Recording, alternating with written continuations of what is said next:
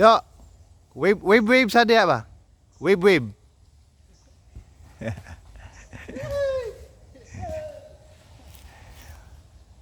Mga taga Malita po sila.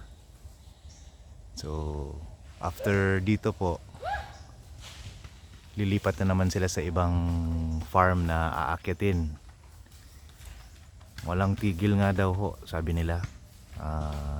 Sabi ko nga, busy is good. So,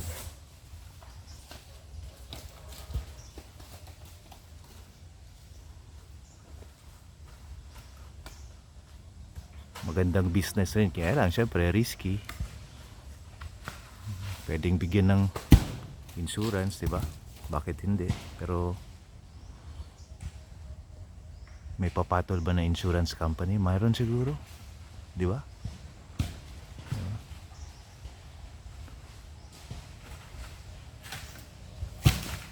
Oh, everywhere.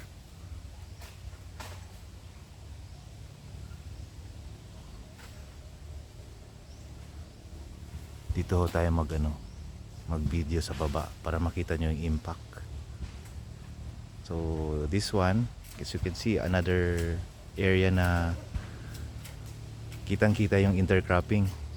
So we have langka, we have lanzones here, coconut, durian as usual. There you go. Ayan, ganyan ho. Ganyan hong nangyayari. Nililinisan na rin ho. So, walang ahas dito sa farm.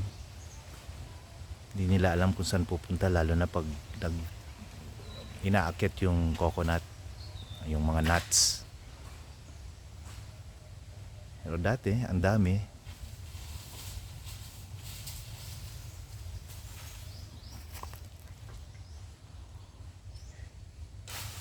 Yan, so lilinisan niya yan. Yun. So we don't plant very near to the base of coconut trees or coconut palms.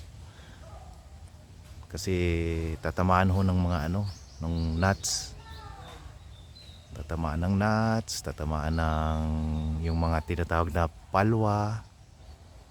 No, pagtapos nila na mag-harvest, nililinisan na nila. So, sayang naman yung investment mo na nagtanim ka, nag-fertilize ka, nag-spray ka, and then tatamaan lang nila. So, every 75 days ang see, very safe. Hindi tinamaan yung every 75 days umaakyat sila. So the last time, I think November 15 sila.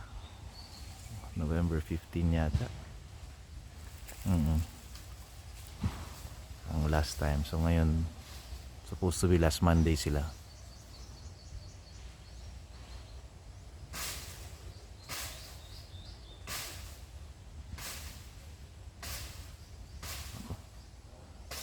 There you go. There you go. So bababa na ho siya, tapos na. Lilipat na naman siya ho sa kabila.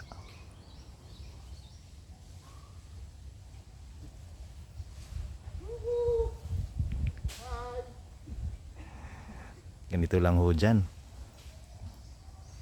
So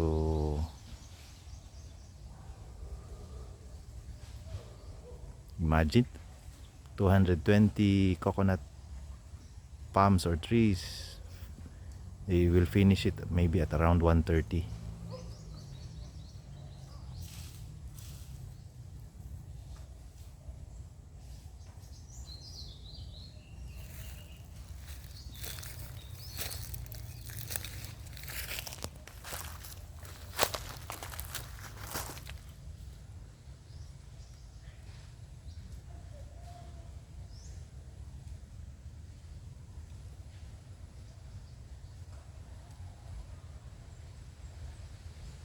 May mga pakpaklawin rin tayo.